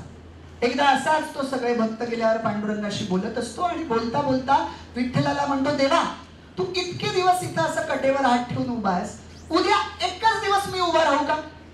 त्यांचं ठरतं. विठ्ठल म्हणतो, ठीक आहे, माझ्या वेशात उभा राहा, फक्त एक अट आहे, हसलाच तर चालेल पण बोलायचं काहीच नाही दिवसभर. म्हणे ठरलं, डन. सकाळी पहाटे 5ला हा तयार होऊन तिथे उभा राहतो. पहिला भक्त येतो, देवाला नमस्कार करतो, देवाच्या पेटीत पैसे टाकतो. अनितीच्या मार्गाने काही पैसे कमवलेले असतात. देवाचा भक्त असतो, देवाला हात जोडतो, देवाला म्हणतो, देवा माझं कल्याण कर, एक काम अजून मी हाती घेतलंय, त्याच्यात पण यशस्वी होऊ दे, असं देवाला सांगतो आणि जायला निघतो. तेवढ्यात त्याचं पॉकेट खाली पडतं. गोकुळला वाटतं सांगावं, पण त्याला आठवतं देवानं म्हटलंय काही बोलायचं नाही. दुसरा भक्त येतो, गरीब शेतकरी असतो. देवाच्या पेटीत 1 रुपया टाकतो, देवाला हात जोडतो, देवाला म्हणतो, दुपारी खाल्लं तर रात्री काय खावं अशी आमच्या घरात अवस्था आहे, पण देवा मी खुश आहे. तू ज्या अवस्थेत मला ठेवशील ना तिथे मी खुश आहे, एवढीच इच्छा आहे. हेची दान देगा देवा, तुझा विसर न व्हावा, असं म्हणतो आणि जायला निघतो. तेवढ्या पॉकेट मिळतं. पॉकेट उघडतो, पैसे बघतो, देवाला म्हणतो, देवा तू ज्या अवस्थेत मला ठेवशील ना त्या अवस्थेत मी खुश आहे. पॉकेट ठेवतो, तुझी इच्छा असं म्हणून तो जातो. आणि त्याच्यावर काहीच फरक पडत नाही. जरी त्याला काही नसतं मिळालं तरी तो तितक्याच प्रसन्नतेने गेला असता जितकं पॉकेट मिळाल्यावर तो जातोय. तिसरा भक्त येतो, नावाडी असतो, समुद्रावर चाललेला असतो. देवाला येऊन नमस्कार करतो, देवा माझ्या घरी आई बाबा वृद्ध आहेत, मी एकटाच आहे, समुद्रात चाललोय, माझ्या जीवाचं रक्षण कर, कारण त्यांच्यासाठी माझा जीव महत्वाचा आहे. असं नमस्कार करून जायला निघणार. तेवढ्यात पहिला भक्त, ज्याचं पॉकेट पडलेलं असतं, तो भक्त पोलिसांना घेऊन येतो. याला विचारलं जातं, तुला पॉकेट सापडलं का? हा म्हणतो नाही. तो पहिला भक्त म्हणतो, नाही नाही यालाच मिळालेलं असणार, एवढ्या सकाळी कोण येणार आहे? मग पोलीस त्याला पकडतात. हा नावाडी देवाला म्हणतो, देवा अरे काय चाललंय तुझ्या दारात? चोर सोडून संन्यासाला फाशी. आता मात्र गोकुळाला राहावे ना. तो देवाबरोबर केलेला करार धुडकावून टाकतो आणि म्हणतो, ते पॉकेट यांनी नाही घेतलं. पॉकेट घेणारा मधला भक्त निघून गेला. आता दिवसभर वेगवेगळे भक्त येत राहतात. आता परत रात्री गोकुळ आणि परमेश्वर समोर आहे. गोकुळ देवाला म्हणतो, अरे देवा तू इतकी वर्ष इथं कसा उभा आहेस रे? काय काय एक एक तुझे भक्त. देव म्हणतो, पण तू बोलला नाहीस ना. अरे देवा बोलू नको तर काय करू? त्या माणसानं पॉकेट नव्हतं घेतलं तरी त्याला धरून चालवलं होतं, मग मला बोलायला लागलं. देव म्हणतो, बघ तुला काय वाटतं ते असं घडत होतं? अरे ते मीच घडवत होतो. आठव, पहिला भक्त आला, तो श्रीमंत होता म्हणून मी त्याचं पॉकेट पाडलं. कुणाला मिळवून दिलं? जो गरीब आहे, ज्याला गरज आहे त्याला मी मिळवून दिलं. ज्या भक्ताला मी मिळवून दिलं त्यानं त्यातले काही पैसे स्वतःसाठी ठेवले आणि बाकीच्या पैशाचा दानधर्म केला. गोकुळ म्हणतो, मला त्या दोघांबद्दल काहीच बोलायचं नाही, पण तो जो नावाडी आला होता त्याला का आत टाकलं? तो म्हणतो, ऐक, त्यानं प्रार्थना काय केली होती की माझे आई वडील वृद्ध आहेत, मी एकटाच आहे, मी समुद्रात चाललोय, 2 दिवसांनी येणार आहे, माझ्या जीवाचं रक्षण कर. मला समोर दिसत होतं की समुद्रामध्ये घोंगावणारं वादळ येणार आहे आणि आता जर हा समुद्रामध्ये गेला तर याला जलसमाधी मिळेल. मी त्याला पोलिसांकरवी 2 दिवस तुरुंगामध्ये टाकणार होतो. 2 दिवसानंतर त्याचा जामीन मंजूर होणार होता, तो मोकळा होणार होता, त्याचं जीवनावरचं संकट टाळणार होतं, त्याचा जीव वाचणार होता, याच्यासाठी त्याला आत टाकणार होतो. पण तुम्हा माणसांचा माझ्यावर विश्वासच नाही. मंडळी, आयुष्यात जेव्हा जेव्हा काही नकारात्मक घडेल तेव्हा तेव्हा लक्षात ठेवा की त्याची जी साखळी आहे ती कुठेतरी सकारात्मकतेमध्ये आणि चांगल्यामध्ये असणारच आहे. फक्त जेव्हा ते चांगलं घडतं तेव्हा आपल्या लक्षात येत नाही की याची साखळी या दुःखातून किंवा संकटातून निर्माण झालेली असते. याला श्रद्धा म्हणतात की माझ्या आयुष्यात काहीतरी चांगलं घडणार आहे. माझा जन्म म्हणजे बघा, आपण जर आध्यात्मिकरित्या चिंतन केलं तर तुमच्या लक्षात येईल की माझा जन्म कोणत्या काळात व्हावा, कोणत्या राज्यात व्हावा, देशात व्हावा, जिल्ह्यात व्हावा, कोणत्या धर्मात व्हावा, कोणत्या जातीत व्हावा, कोणत्या आई बाबांच्या पोटी जन्माला यावं, हे तुम्ही आणि मी ठरवलं होतं का? अजिबातच नाही. कोणत्या तरी एका शक्तीनं आम्हाला जन्म दिला, तो जसा पदरात पडला तसा आम्ही स्वीकारला आणि आम्ही चालू लागलो. जसा जन्म आमच्या हातात नाही तसली इथली एक्झिट जी आहे तीही आमच्या हातात जात नाहीये. मग आम्हाला त्या गोष्टीवर श्रद्धा ठेवायला काय हरकत आहे? ही अंधश्रद्धा नसेल की ज्या शक्तीनं मला इथे जन्माला घातलंय ती शक्ती माझ्याकडून चांगलं घडवून घेणार आहे आणि मी चांगलं करणार आहे. आणि त्या शक्तीला म्हणजे मला कायम असं वाटतं, घर चालवायला कुटुंब प्रमुख लागतो, आपलं कार्यालय चालवायला मुख्य कोणीतरी नेतृत्व लागतं, तसंच विश्व चालवण्यासाठी एक शक्ती नक्की असणार आहे. मग तिला तुम्ही निसर्ग म्हणा, संचित म्हणा, नशीब म्हणा, देव म्हणा, काही म्हणा, पण एका सूत्रानं हे चाललंय आणि त्या सूत्रामधला एक घटक मी आहे. त्यामुळे मी चिंता केली आणि नाही केली तरी त्या घटनेमध्ये, त्या घटकामध्ये मी आलोय. त्यामुळे जे घडणार आहे ते तसंच घडणार आहे. फक्त त्यातनं जे जे मला चांगलं घेता येईल ते घेत मी पुढे राहणार आहे. अशी श्रद्धा जर जन्मापासून माझी बनत गेली तर मी संकटांवर मात करून उभं राहायला तयार होऊ शकतो. ज्या ज्या माणसांनी चांगलं केलंय त्या त्या माणसांच्या श्रद्धा बळकट होत्या, म्हणून त्यांनी वाईट परिस्थितीतून चांगल्या परिस्थितीकडे झेप घेतलेली आहे.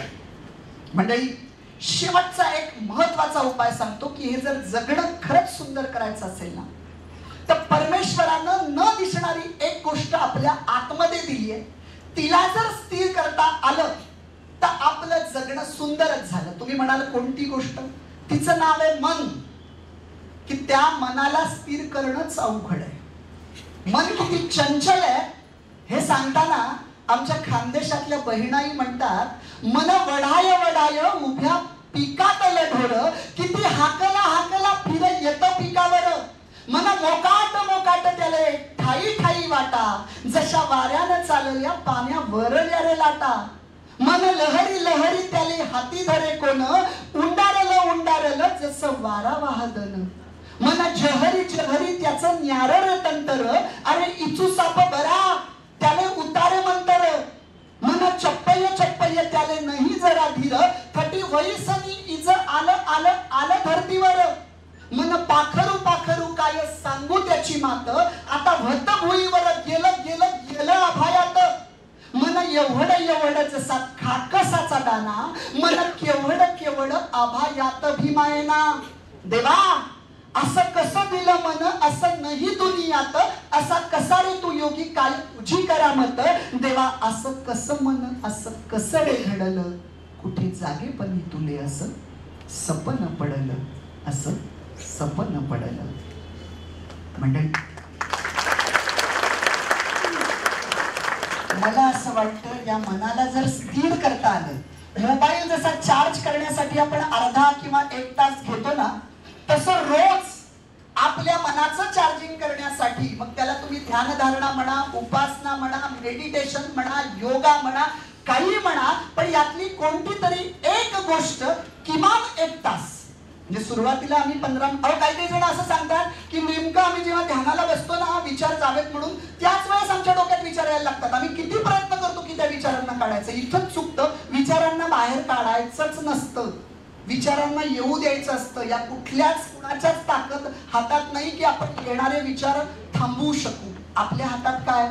आपल्या हातात एवढंच आहे की जे विचार येत आहेत त्याच्या बरोबर जायचं नाही. म्हणजे आपलं कसं होतं, शाळेतला विचार आला की आपण त्या आठवणीत जातो, परत कुठला तरी कामावरचा विचार आला की त्या आठवणीत जातो.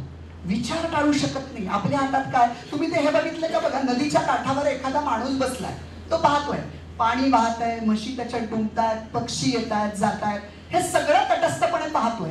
तो माणूस भिजलेला आहे का? अजिबात नाही, कारण तो या सगळ्या गोष्टी तटस्थपणे पाहतोय. तसं आपल्या मनाच्या खेळाकडे आणि या मनाच्या विचारांकडे असं तटस्थपणे पाहता आलं पाहिजे. शाळेतला विचार आला गेला, कामावरचा आला निघून गेला, तुमच्या लक्षात येईल.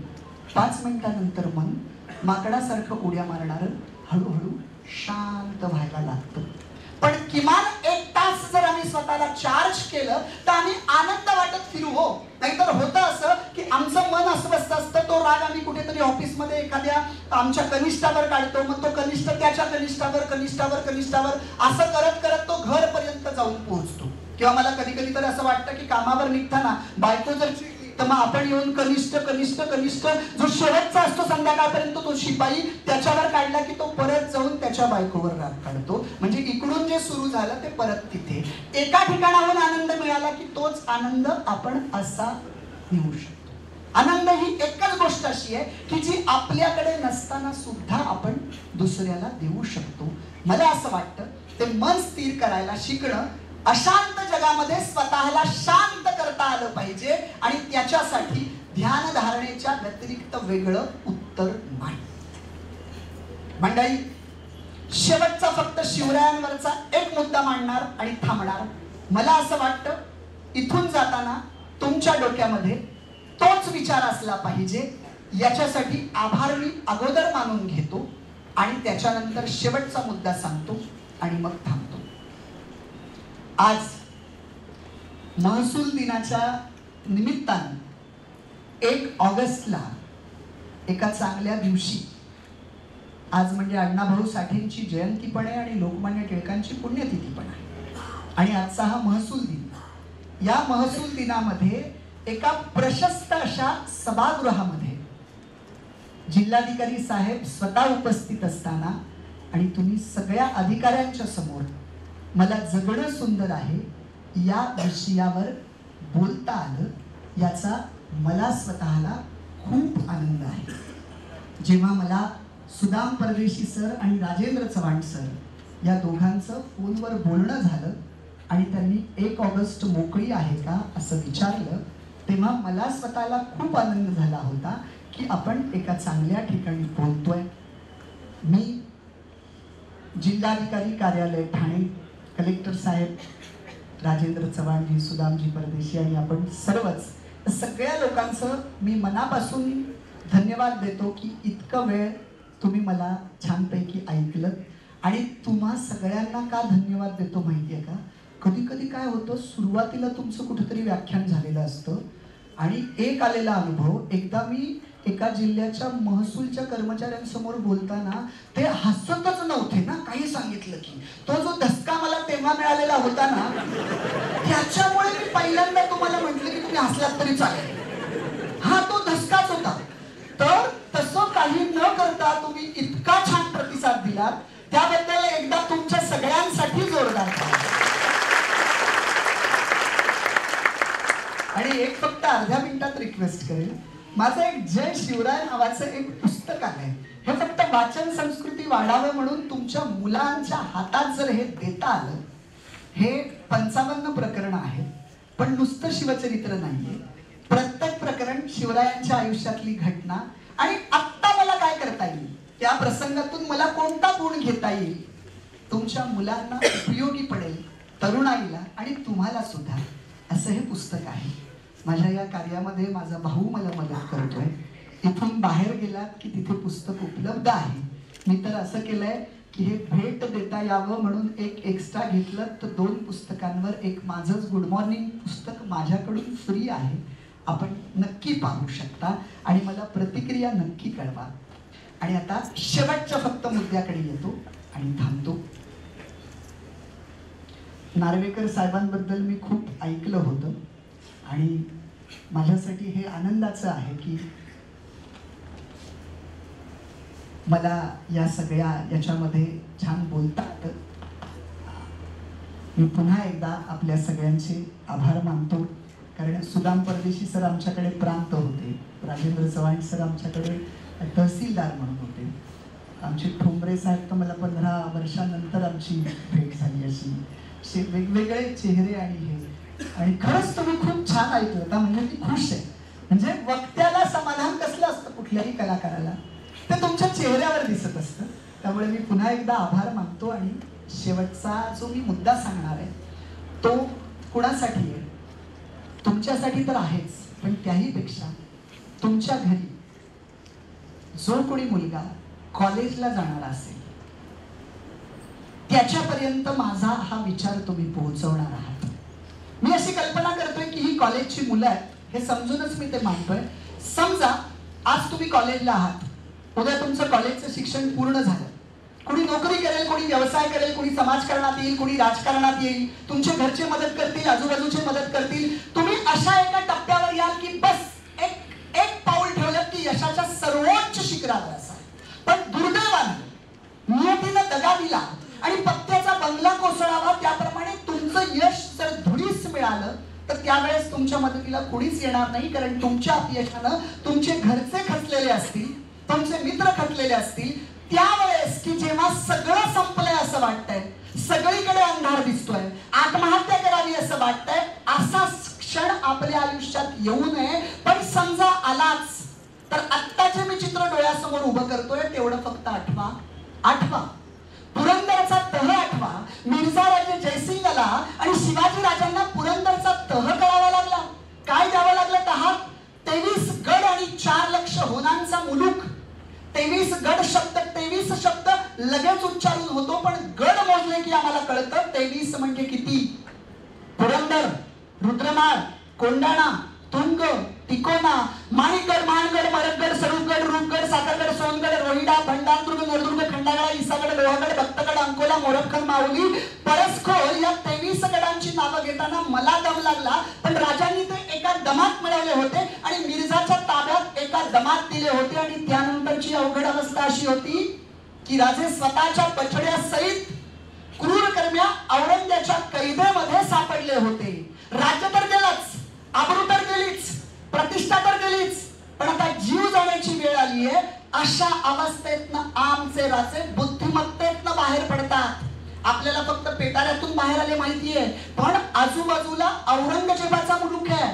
तिथं पेटाऱ्यातून बाहेर आल्यावर विमान तयार नव्हतं राजगडावर यायला.